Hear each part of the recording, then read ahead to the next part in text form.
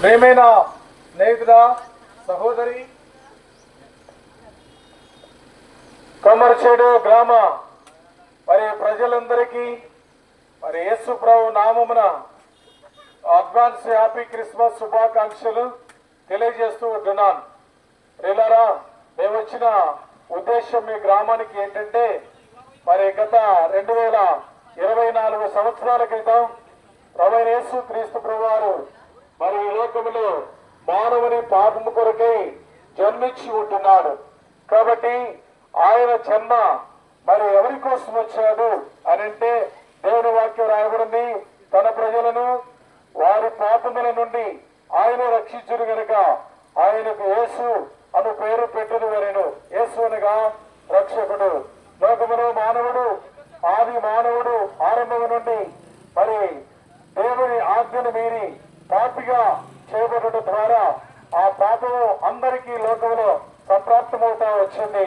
ఆ మానవుని ద్వారా పాపం వచ్చింది కనుక ప్రభు యేసు క్రీస్తు ప్రభువారు ఈ లోకములో దేవుడైనప్పటికీ ఆ పరలోకాన్ని విడిచి లోకములో మానవుడిగా జన్మిస్తూ వచ్చినాడు. ఎందుకంటే మానవుని ద్వారా పాపం వచ్చింది కనుక మానవాకారములో పుట్టి మానవుని పాపం కొరకై రక్తము సిందించి ఆ రక్తము ద్వారా ప్రతి మానవుని పాపమును కడిగి పవిత్రపరిచి దేవుని బిడ్డలుగా చేసుకుని ఆయన తన రాజ్యంలో అనేకులను ఆహ్వానించాలని ఆయన లోకంలో దరిద్రుడిగా జన్మిస్తూ వచ్చినాడు. పాపము లేని వాడిగా ఆయన జన్మిస్తూ వచ్చినాడు. ఆయన జన్మలో పాపము లేదు, ఆయన జీవితంలో పాపము లేదు. ప్రభు యేసు లాగా సెలవిస్తూ వచ్చినాడు.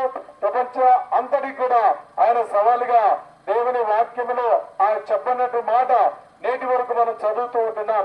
ఆ మాట ఏంటి అంటే బైబిల్ చెబుతా ఉంది, నాలో పాపమున్నదని మీరు ఎవరు స్థాపించును? ఎందుకంటే పాపము లేని ఒక వ్యక్తి, పాపము లేని దేవుని రక్తం పాపి అయిన మానవునికి అవసరమై ఉంటున్నది.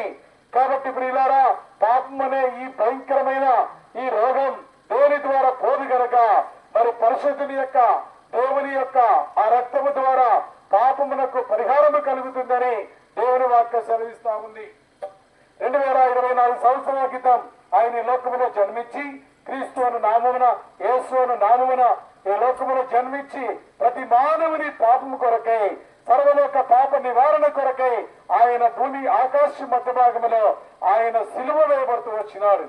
ఆయన ఆ సిలువలో కార్చిన రక్తము ద్వారా నా పాపములు కడగబడుచుంటున్నాయి. ఎలాగో దేవుడు వాక్యం సెలవిస్తుంది, మన పాపములు మనం ఒప్పుకొని నీడల ఆయన నమ్మదగిన వాడు నీతిమంతుడు గనక ఆయన మన పాపములు క్షమించి సమస్త దుర్నీతి నుంచి మన పవిత్రులుగా చేయను. ఎక్కడి నుంచి దేవుని వాక్యం వింటున్నావు? ప్రభునందు ప్రియమైన స్నేహితుల సహోదరి, నువ్వు ఆశించిన స్వర్గము చేరడానికి, నువ్వు ఆశించిన పరలోకము చేరడానికి యేసు నామము ద్వారానే మార్గం. కాబట్టి యేసు లేకుండా స్వర్గానికి మార్గము లేదు. యేసు క్రీస్తు ప్రభువారు ఈలాగే సెలవిస్తూ ఉంటున్నాడు, నేనే మార్గమును సత్యమును జీవమునై ఉన్నాను, నా ద్వారానే తప్ప ఎవరినో తండ్రి ఎద్దుకు రాలేడని గ్రంథము చెప్తా ఉంది, బైబిల్ సెలవిస్తా ఉంది.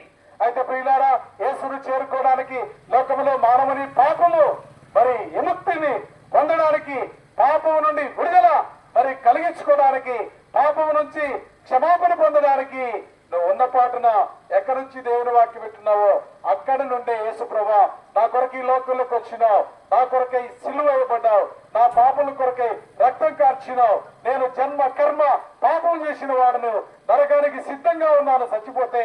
కాబట్టి నా హృదయంలోనికి రండి, నా పాపాన్ని క్షమించండి, నీ రక్తంతో నా పాపలు కడిగి పవిత్రపరచండి, నీ బిడ్డగా చేసుకోండి అని 3 మాటలు చెప్పగలిగితే నీకు సూక్ష్మలో మోక్షం, నీ ఆత్మకు రక్షణ ఉంటుంది.